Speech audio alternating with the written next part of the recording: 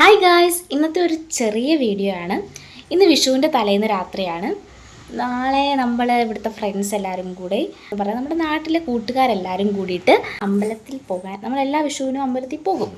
അപ്പം നാളെ നമ്മൾ നമ്മുടെ മടത്തിക്കാവ് അമ്പലം, കവിയൂരമ്പലം, ഈ രണ്ടമ്പലങ്ങളിൽ പോകാൻ പ്ലാൻ ചെയ്തിട്ടുണ്ട്.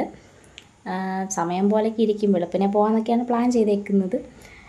അപ്പം ഓർത്തു എന്തായാലും പോവല്ലേ, അപ്പോൾ ഒരു കൊച്ചു വ്ളോഗ് എടുത്തേക്കാമെന്ന് പ്ലാൻ ചെയ്തു. വേറെ പരിപാടികളൊന്നുമില്ല. പിന്നെ മെയിനായിട്ടുള്ള കാര്യമെന്ന് വെച്ച് കഴിഞ്ഞാൽ നാളെ വിഷുവിൻ്റെ അന്നാണ് നമ്മുടെ മടത്തിക്കാവ് ശ്രീ ഭഗവതി ക്ഷേത്രത്തിൽ കൊടിയേറ്റം, 10ാം ഉത്സവം തുടങ്ങുന്നത് നാളെയാണ്. അപ്പോൾ അതിൻ്റെ ഒരു എക്സൈറ്റ്മെൻറ്റ് ഞങ്ങൾക്ക് എല്ലാവർക്കും ഉണ്ട്. നമ്മുടെ നാട്ടിലെല്ലാവർക്കും അതിൻ്റെ സന്തോഷത്തിലാണ് ഇരിക്കുന്നത്.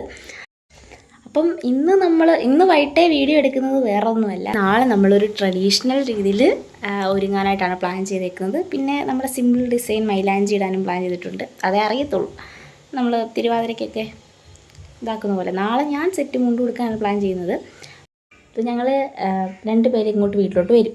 അവളുമാർ 2 പേരും വരുമ്പോഴത്തേന് 2 കൂട്ടുകാർ വരുമ്പം ഞങ്ങൾ ജസ്റ്റ് സിമ്പിളായിട്ട് മൈലാഞ്ചി ഇടുന്നു. പിന്നെ മാലയല്ല, തലയിൽ ചൂടാനായിട്ട് തെറ്റിയും തുളസിയാണ് പ്ലാൻ ചെയ്തിരിക്കുന്നത്. അതുകൂടെ കോർത്ത് നമ്മൾ സെറ്റാക്കാനാണ് ഉദ്ദേശിക്കുന്നത്. വാഴനാരൊക്കെ പറിക്കണമെന്ന് പറഞ്ഞാൽ അലയ്ക്കണം. അവളുമാർ വന്നിട്ടുണ്ട്. അപ്പോൾ നമുക്ക് ബാക്കി പിന്നെ കാണാം. അവളുമാർ വന്നപ്പോൾ തെറ്റിപ്പൂവും തുളസിയും കൊണ്ടുവന്നായിരുന്നേ. നമുക്ക് തലയിൽ ചൂടാനായിട്ട്. ഇത് കോർക്കാൻ ഇതുവരെ അറിയില്ല. അപ്പോൾ ആദ്യം ഒരാൾ വാഴനാരി കോർത്തു, എനിക്ക് വെക്കും നൂല് കോർക്കാനേ അറിയുള്ളൂ. അത് തന്നെ കൃത്യമായിട്ട് അറിയില്ല. അങ്ങനെ യൂട്യൂബൊക്കെ നോക്കി പട എന്തൊക്കെയോ പഠിച്ചു.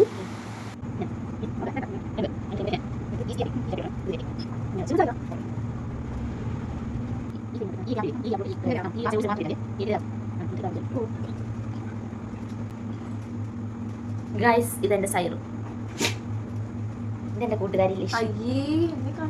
ഇത് ഞാനിടും.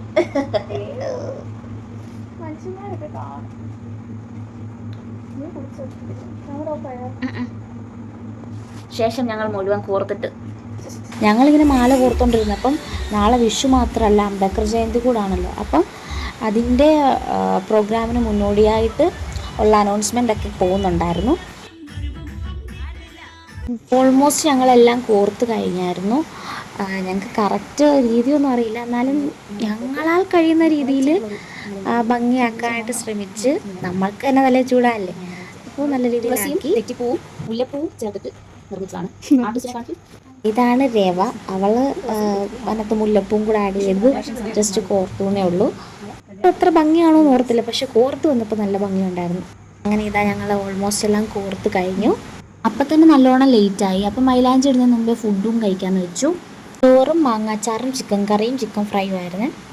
പിന്നെ ഞങ്ങൾ 3 കഴിച്ച് കഴിഞ്ഞ് മൈലാഞ്ചി ഇടാനായിട്ട് തുടങ്ങി. പിന്നെ ഞാൻ നേരത്തെ പറഞ്ഞല്ലോ, നമുക്ക് സിമ്പിൾ ഡിസൈൻ മതി, സെറ്റ് മുണ്ടും ഒക്കെയല്ലേ ഉടുക്കുന്നത്. അപ്പം ആ വട്ടം വരയ്ക്കുക, നമ്മുടെ പണ്ട് പോലുള്ള സാധനം വട്ടം വരയ്ക്കുക, കൈയുടെ വിരലിലെല്ലാം വട്ടം ഇട്ട് വെക്കുക. അങ്ങനെ ഇത് അറ്റ് ലാസ്റ്റ് ഞങ്ങൾ എല്ലാം ചെയ്ത് കഴിഞ്ഞു.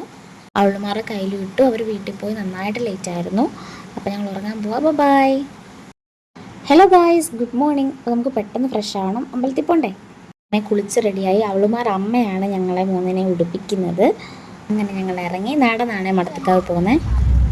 ഇതാണ് ഞങ്ങളുടെ വേഷം. നോക്ക്, അവളുമാരുടെ തലമുടിയിലോട്ട് നോക്ക്, എങ്ങനെയുണ്ട്, കൊള്ളാവോ? Hello guys. കൈ കൊള്ളാടി ഇതിൻ്റെ കൂടെ.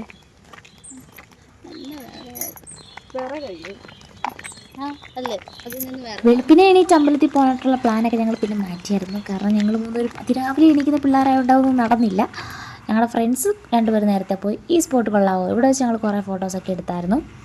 മടത്തിൽക്കാവിലേക്ക് നമുക്ക് നടക്കാനുള്ള ദൂരമൊക്കെ ഉള്ളൂ. 10ാം ഉത്സവത്തിൻ്റെയാണ് ഈ ഒരുക്കങ്ങളൊക്കെ കാണുന്നത്. അങ്ങനെ ഞങ്ങൾ മടത്തിക്കാവിലെത്തി. ഇതാട്ടോ നമ്മുടെ മടത്തിക്കാവ് ശ്രീ ഭഗവതി ക്ഷേത്രം. ഞങ്ങൾ കയറി തൊഴുതു. പിന്നെ കുറച്ച് നേരം അവിടേക്ക് ഇരുന്ന് ഫോട്ടോസൊക്കെ എടുത്തു. അങ്ങനെ ഞങ്ങൾ കുന്നന്താനത്തേക്കുള്ള ബസ് കയറി. കുന്നന്താനം ജംഗ്ഷനിൽ ചെന്നിട്ട് അംബേദ്കർ ജയന്തിയോടനുബന്ധിച്ച് കുറച്ച് പ്രോഗ്രാമൊക്കെ ഉണ്ട്. അതിനുശേഷം ഞങ്ങൾക്ക് കവിയൂരമ്പലത്തിലും പോകണം.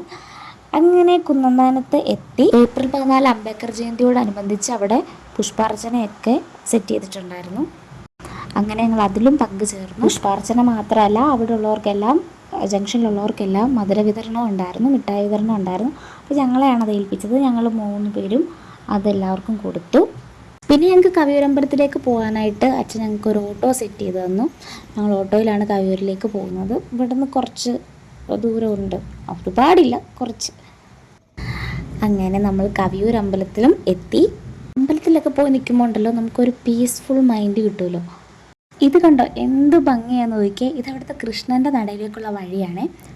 ആ നടയിലേക്കുള്ള വഴിയിൽ തന്നെ കണിക്കൊന്നയൊക്കെ പൂത്ത് നിൽക്കുന്ന എന്തോ ഒരു നമുക്ക് വളരെ എന്താ പറയുക, മൈൻഡ് ഫുള്ള് റിലാക്സ് ആകുന്ന ഒരു നല്ലൊരു വൈബ് കിട്ടുന്നുണ്ടായിരുന്നു അവിടെ.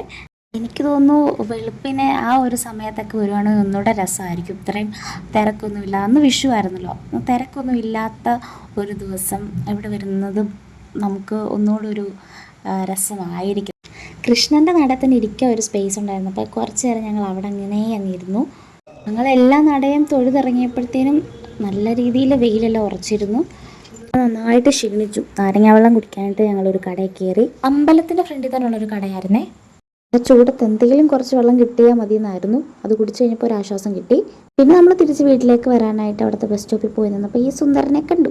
അങ്ങനെ ഞങ്ങൾക്ക് ബസ് കിട്ടി. ഇത് ആ കാണുന്നതാണ് പാണ്ഡവം പാറ എന്ന് പറയുന്നത്. ഒന്നുകൂടെ സൂം ചെയ്ത് കാണിച്ചു തരാം, കണ്ടോ. പിന്നെ വീഡിയോ ഒന്നും എടുക്കാൻ പറ്റിയില്ല, മറന്നുപോയി. ഞങ്ങളങ്ങനെ വീട്ടിൽ ചെന്നു. പിന്നെ സന്ധ്യയായപ്പോൾ മടത്തിക്കാവ് വീണ്ടും പോയി പരിപാടിക്ക്. ഞാൻ പറഞ്ഞില്ലായിരുന്നു 10ാമത് ഉത്സവം നടക്കുവാണെന്ന്. അപ്പോൾ അന്ന് 1ാമത്തെ ഉത്സവമായിരുന്നു. ഞങ്ങളുടെ കൂട്ടുകാരിയുടെ തിരുവാതിരയൊക്കെ ഉണ്ടായിരുന്നു.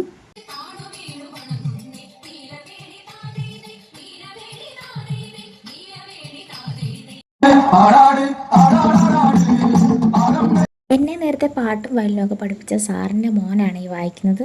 നല്ല രസമായിട്ടാണ് കുഞ്ഞ് വായിച്ചു, ഒത്തിരി ഇഷ്ടപ്പെട്ടു.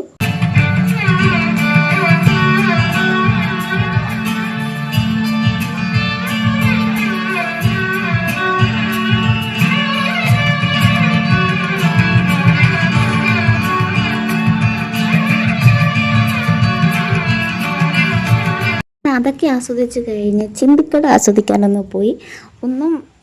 ക്ലിപ്പ് എന്തൊക്കെയോ വാങ്ങിച്ചു, അല്ലാണ്ടൊന്നും വാങ്ങിച്ചൊന്നുമില്ല. പിന്നെയും കുറച്ച് നേരം കൂടെ അമ്പലത്തിൽ കൂടെ തേരാപ്പാരയൊക്കെ ഞങ്ങൾ നടന്നപ്പം കുഞ്ഞുങ്ങളുടെ എന്തോ ഭജന നടക്കുന്നുണ്ടായിരുന്നു. പിന്നെ കുറേ ലേറ്റ് ആയപ്പം ഞങ്ങൾ വീട്ടിലേക്ക് മടങ്ങി. ഞങ്ങൾ കുറച്ച് ഫ്രണ്ട്സൊക്കെ ആയിട്ടാണ് പോകാറ് എപ്പോഴും. അപ്പോൾ ഇത്രയൊക്കെ ഉള്ളൂ എൻ്റെ വിഷു വ്ലോഗ്. എല്ലാവർക്കും ഇഷ്ടമായ ലൈക്ക് ചെയ്യുക, ഷെയർ ചെയ്യുക, സബ്സ്ക്രൈബ് ചെയ്യുക. ബൈ.